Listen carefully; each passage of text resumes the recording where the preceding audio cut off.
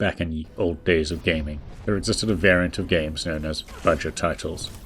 Not to be confused with indies, this now rare breed of game was cobbled together from the bits and pieces of more popular titles at the time. They provided smaller, entertaining, but often janky Frankensteins that kept you busy until the next big franchise fix. These games have all but disappeared, with rare examples rearing their head from the wilderness every so often. Right now, developer Storm Teacup Steel Seed feels very much like one of those. Set after an apocalypse that saw the human race nearly destroy itself and the planet, Steel Seed drops you into the cybernetic shoes of Zoe, a young woman woken from thousands of years of sleep to help bring the human race back online.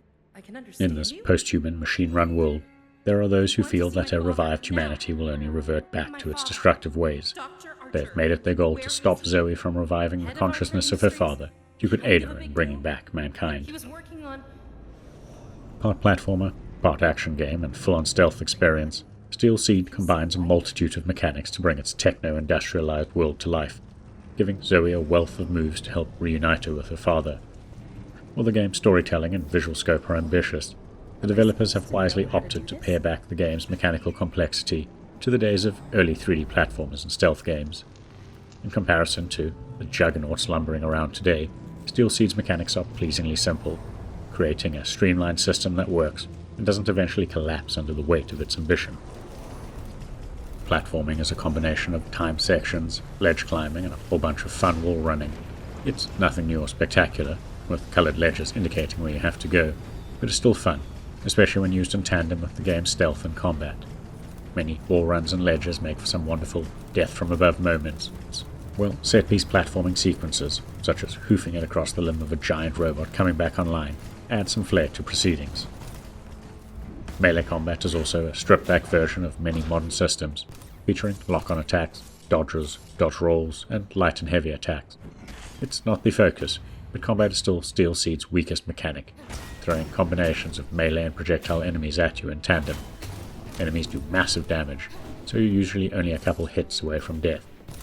This in of itself isn't terrible, but the combat is not very exciting as you dodge attacks, get in a few swings, dodge again, and repeat. Part of this, I think, is because Steel Seed prioritizes stealth as the optimal way to play. Stealth is Steel Seed's most outstanding achievement. The system, like the rest of the mechanics, is pared back to the early days of stealth games, with Metal Gear Solid feeling like a big inspiration. You can crouch and wall hug, slide into cover, execute unaware enemies from cover, on ledges, from the air or from behind, and distract them with noises to lure them to specific spots. Stealth is, from the get-go, heavily overpowered, and that's even before you take into account all the environmental assists, such as explosive barrels, conveniently placed metal beams to perch on, and pools of energy that render you invisible. This simplicity is what makes it so addictive, because it all just works as intended. Sneaking up on enemies is pleasurably easy, and dispatching them is enthralling. Sliding into pools of energy before enemies become aware of you, or sidling up to a wall, knocking on it, and then pulling them over to deliver a coup de grace, all reminded me of why I love stealth in video games, and these moments left me feeling like a badass cyber ninja. I never felt like I was fighting with the controls, or dealing with a complicated parkour moveset to get from cover to cover. The stealth mechanics get even more powerful thanks to your skill tree, which was another high point for me. The skill tree opens up moves for combat as well, such as counter-attacks from perfect dodges, but it was the stealth branch and general character upgrades that felt like the meat. You can unlock proximity mines, invisibility for yourself, or mines that create those energy fields that are so useful. Well, looting enemy bodies provides a currency to buy these upgrades with. You'll have to unlock them first through challenges, such as performing 10 stealth kills or 5 perfect dodges. Some may feel this is unnecessary, especially since you still have to purchase them, but I felt a sense of accomplishment completing these challenges. It gave me something to look forward to working towards, and forced me to try out moves I wouldn't have otherwise. Zoe's journey isn't a lonely one though, as she has Kobe, an AI drone floating around with her. He was as instrumental to gameplay as it is to story exposition. Kobe deploys mines and energy zones, can shoot barrels, enemies, and switches you can't reach, and is overall a wonderful little helper. Befitting its budget game status, Steel Seed can feel like a bit of a mixed bag when it comes to the visuals. While the robots and Zoe felt a little on the generic side, the set dressing is stunning and presents an immense mechanical, cyclopean world for you to play through. There are giant steel mills and mining complexes to navigate across, while the background features immense machinery moving around. Certain areas evoke some of the best Titanic vistas from classic sci-fi movies, with robotic traffic flying back and forth, a la Blade Runner's iconic cityscape.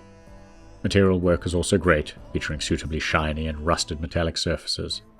One issue I had is that many levels are far too dark though, and even raising the gamma setting did little to offset this. Another issue is that Steel Seed's story, well, full of journals building up the backstory, could have done with better writing, specifically for the characters themselves. The premise is intriguing, but let down by some really poor dialogue, especially on Zoe's side. Sadly, the voice acting doesn't fare much better. Steel Seed's Matrix also suffers from glitches, most notably when it comes to platforming, which can see Zoe getting stuck on ledges that prevent her from climbing up or rounding corners. The only way to sort it out is by either reloading the last checkpoint or, at one point, restarting the game before continuing. To conclude, Steel Seed's combat is hit and miss, and the writing could be better, but it shines thanks to some stunning vistas, fun platforming, and some of the best uncomplicated stealth gameplay I've experienced in recent years. If that sounds good to you, this is a post-apocalypse worth visiting. If you've got this far, please consider giving the video a like and maybe subscribing to our channel, as it helps us grow.